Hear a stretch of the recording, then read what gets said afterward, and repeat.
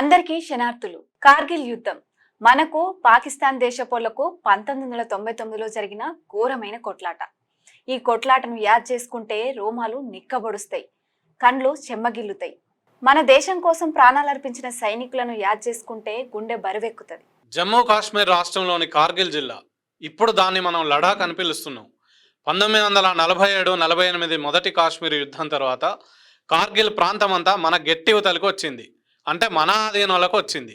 ఆ తర్వాత 1990 ఆ ప్రాంతంలో రెండు దేశాలు కలిసి మన మధ్య కొట్లాటలు వద్దని అన్నదమ్ముల లెక్క కలిసి ఉందామని లాహోర్లో ఒప్పందం చేసుకున్నాయి.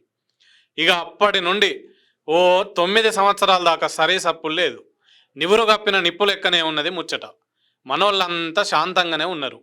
మళ్ళా పాకిస్తాన్ సైనిక అధ్యక్షునిగా ముషారఫ్ అనేటోడు గెలిచినాక ఎట్లనైనా చేసి మన దేశాన్ని నాశనం చేయాలి, కార్గిల్ అంటే ఇప్పటి లడాక్ ప్రాంతం ఆక్రమించుకోవాలని కడుపులో ఇంత విషం పెట్టుకొని కార్గిల్ మీద కన్నేసి ఆపరేషన్ భద్ర పేరుతోని మారువేషంలో మన దేశంలకు వాళ్ళ సైనికులను పంపుడు సురువు చేసిండు. పాకిస్తానోళ్ళు దొంగతనంగా కాశ్మీర్లకు జొరవడి మనోళ్లను ఎట్ల దెబ్బ కొట్టొచ్చు అనే ముఖ్యమైన సమాచారాన్ని అంతా తెలుసుకున్నారు. ఆ విషయము అప్పట్లా మనోళ్ళు తెలుసుకోలే. గొర్రెలను కాసే గొర్రెల కాపర్ల ద్వారా అప్పటి సైనిక అధ్యక్షుడు వేద్ ప్రకాష్ మాలిక్ ద్వారా అసలు ముచ్చటనంతా తెలుసుకున్నారు. తొలుత ఉగ్రవాదుల దాడి అనుకున్నా గానీ తర్వాత మొత్తం కుట్ర బయటపడ్డది. అయితే అప్పటికే పాకిస్తాన్ సైనికులు మన గెట్టు దాటి లోపలికి వచ్చి మనోళ్ళ మీద, మన స్థావరాల మీద దాడులు మొదలు పెట్టిర్రు. 130 నుంచి 200 కిలోమీటర్ల ప్రాంతాన్నంతా ఆక్రమించుకున్నారు. అప్పుడు భారత ప్రభుత్వం కన్ను తెరిచింది. 2 లక్షల మంది సైనిక బలగాలను పంపింది. మానవరహిత విమానాలు, వైమానిక దళం, నౌకా దళాలు అందరు కలిసి పగలు రాత్రి అనే తేడా లేకుండా ఎముకలు కొరికే సలిలా వీరోచితంగా పోరాటం చేసిండ్రు. ఆ కొట్లాటల వలన మన ఆర్మీ అధికారులు, సైనికులు మొత్తం 490 మంది దేశం కోసం అమరులైన్లు. దాదాపు 3 నెలల పాటు అతి ఘోరమైన కొట్లాట జరిగింది.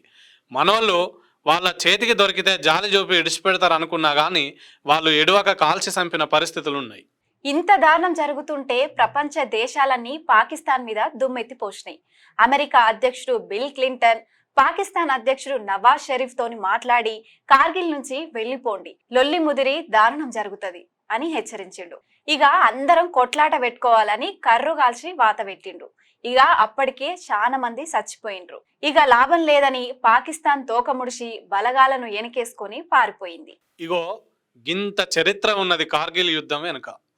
గీ కొట్లాట జరిగి సరిగ్గా 25 సంవత్సరాలు అవుతుంది. ప్రతి సంవత్సరం జూలై 26న కార్గిల్ విజయ్ దివస్ అనే పేరు మీద జవాన్లను తలుచుకుంటాను.